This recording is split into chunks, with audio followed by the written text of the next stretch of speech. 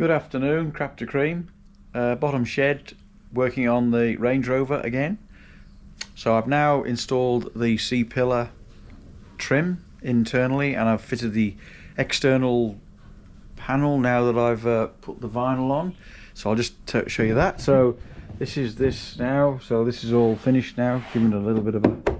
So it looks a lot better than the ripped thing that was there before. And the video to follow me doing this little bit of an intro is about putting this little seal, putting this piece in here and this seal. It's not a very good video because holding the camera and trying to get this in at the same time is a bit difficult. So that's the C-pillar trimmed on that side and the C-pillar trimmed on that side.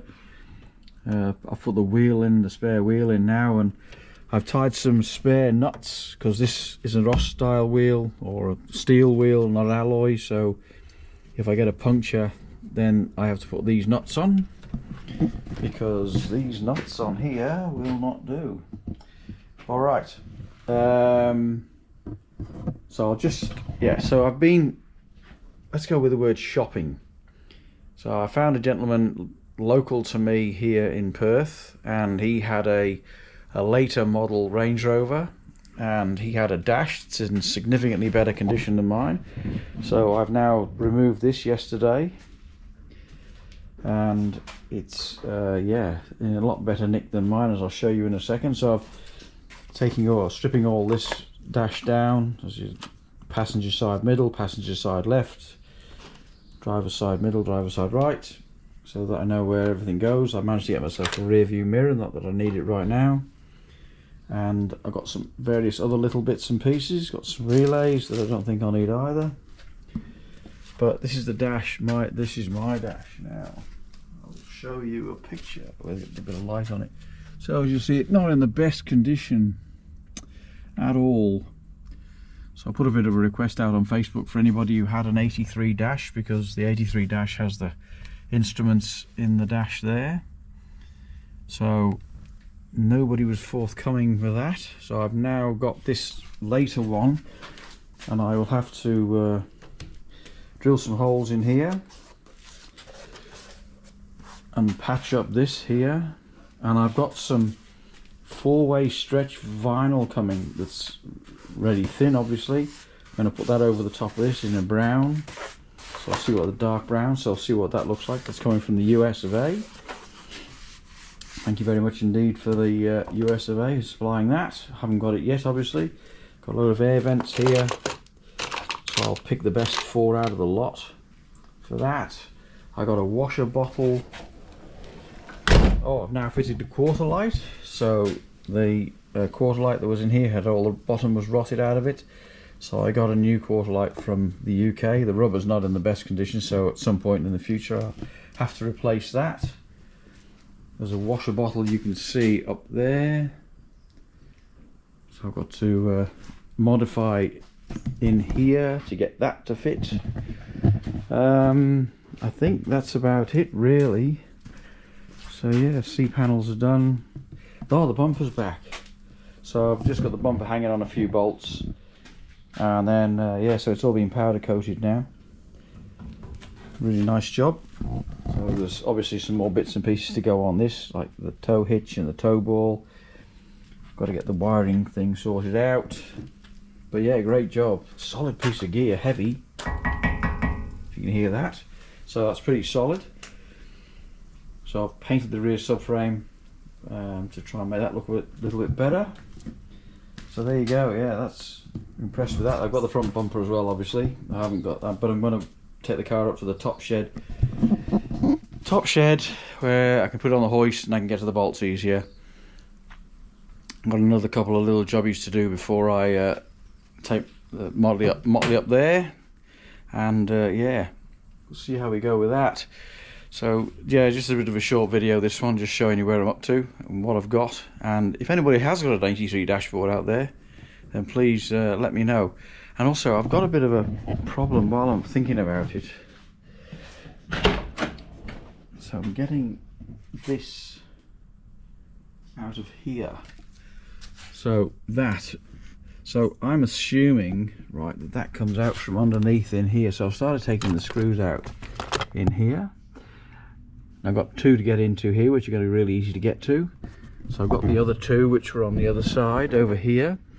And I'm going to assume I've got to drop this down, which is the aircon unit, the fans, etc., to try and get to the bolts underneath that. So that's what I think I've got to do. I've got all the little plugs out of here. So all this is fairly loose now. It's just over here and getting access to this. Then I've got to take the dash, got to take the speedo out, but that's only 4 bolts under the steering column, so that's relatively straightforward. All right, I won't bore you anymore with this, and yeah, I'll be in touch when we get up to the, hopefully get up to the top shed and progress getting the dashboard out. I'm going to do the interior on this one first rather than the other way around, because the mechanical side for me is interesting, and I find the interior challenging. So, and I tend to if you've done the engine and gearbox and all that, and it then you tend to rush. So I'll do the interior, which tends to slow me down a bit when I'm quite keen to get the car out on the road when I've done everything else. So I'll do the interior, I'll do a lot of the interior first, and then I'll do all the mechanical stuff on the engine, transmission and gearbox, transmission and rear axles, because the rear axle seals are leaking and things like that. All right, enough's enough. Yeah, subscriptions, thank you very much indeed. Any comments, please, below. Thank you very much indeed, and I'll just say bye for now. Good morning. This is yeah, crap to cream. A bit of an odd angle this morning, so I'm going to be putting the C-pillar inner trim back on my Range Rover Classic, and I thought I'd just try and show this because it's a bit trickier than just screwing it to the side of the car. There's washing up liquids involved, and I'm not washing anything, but I find washing up liquid is better for allowing things to slide into right rubber seals and things like that, and these being hard after being in service since 1983, I think, yeah, they need a little bit of help. So I've got my new C trim. I've got new C. Of all the things you can get for this car, that's one of them. So that was a really good thing.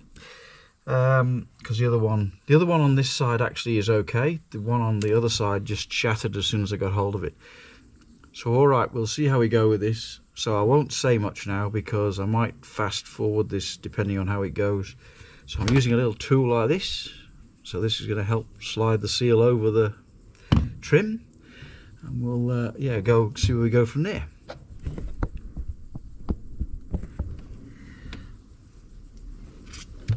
So first thing is I get my little syringe out and I just inject a little bit of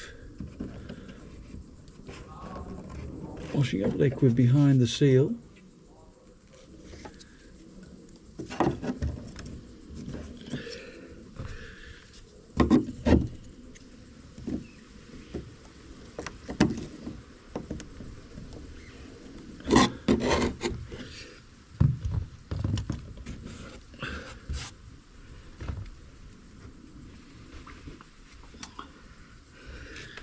And then a little bit more, I think, at the bottom here. Whoops, sorry.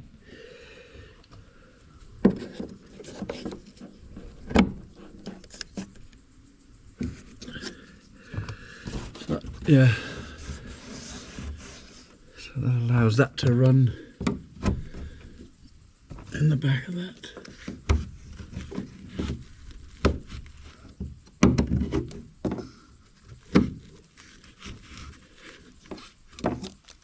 Okay.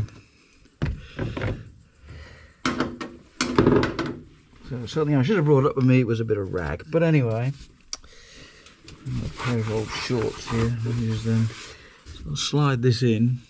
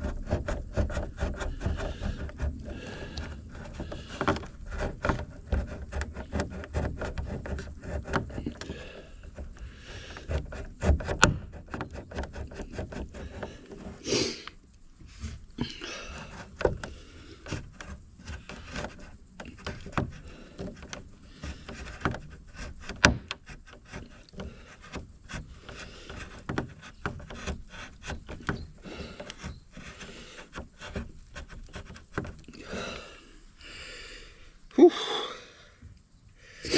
Hard work.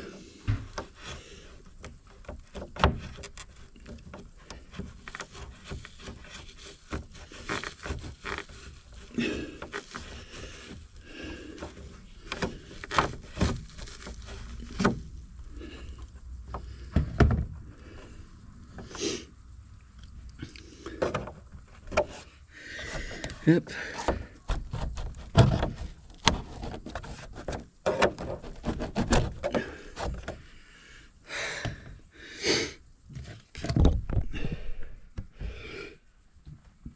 All right, that's it.